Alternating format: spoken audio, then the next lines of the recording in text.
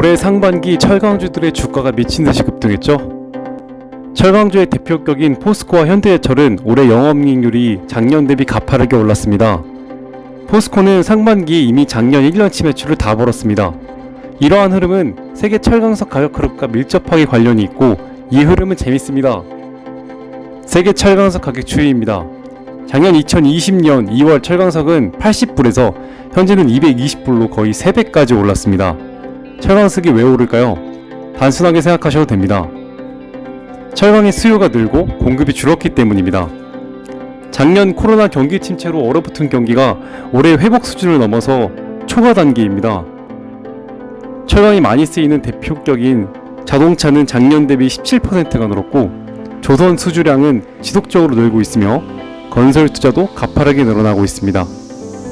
이처럼 수요가 솟구치고 있는데 반해 철강 공급이 여의치 않습니다. 공급이 어려운 대표적인 이유는 첫 번째, 세계 최대 철강 생산국인 중국이 탄소 중립 정책에 따라서 철강 생산량을 감산하는 정책적 원인이 있습니다. 두 번째는 호주, 중국 간의 무역 전쟁입니다. 설명에 앞서서 먼저 중국을 이해해야 합니다. 중국의 철강 생산량은 9억 2천 톤으로 세계 철강의 반 이상을 혼자 생산할 정도로 압도적인 세계 1위 철강국입니다. 이런 중국이 철강을 만들기 위한 원재료인 철광석을 가장 많이 수입하는 나라가 바로 호주입니다. 중국에 수입되는 철광석의 62%는 호주산입니다. 호주 입장에서는 채굴한 철광석의 82%를 중국에 수출하고 있습니다. 이처럼 이해관계가 두터웠던 두 나라가 최근 무역전쟁을 실시했습니다. 전쟁의 서막은 작년 4월 코로나가 빵 터지고 트럼프가 차이나 바이너스라면서 중국 책임론을 언급하고 있을 때 호주가 거기 동조하면서 시작됩니다. 호주는 코로나19 원인지인 중국을 조사하겠다고 밝혔습니다. 중국은 미국이 그럴 땐 아무나 못하다가 호주가 좀 만만해 보였는지 중국은 호주에게 경제 보복을 경고합니다.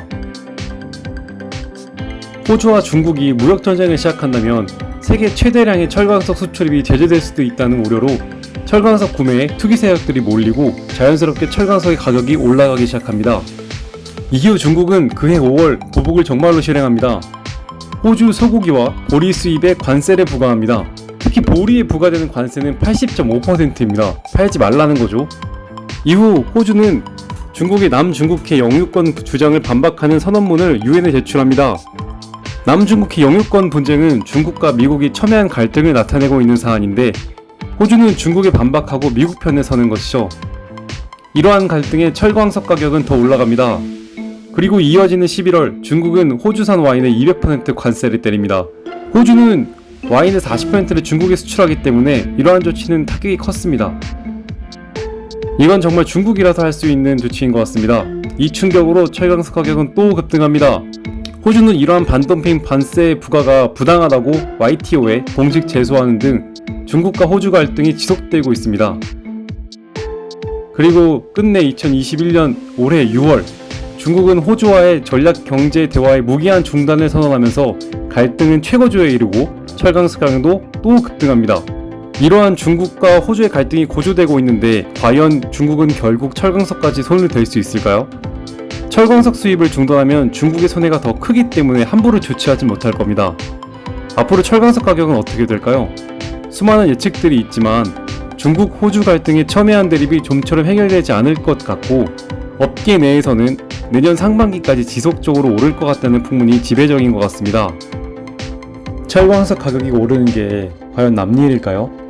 철광석 가격이 지속해서 오른다면 우리가 구매하는 자동차 금액이 올라갈 거고 냉장고나 식기세척기와 같은 가전제품의 금액이 올라갈 거고 더 나아가면 냄비의 가격이 오를 겁니다. 철들이었습니다.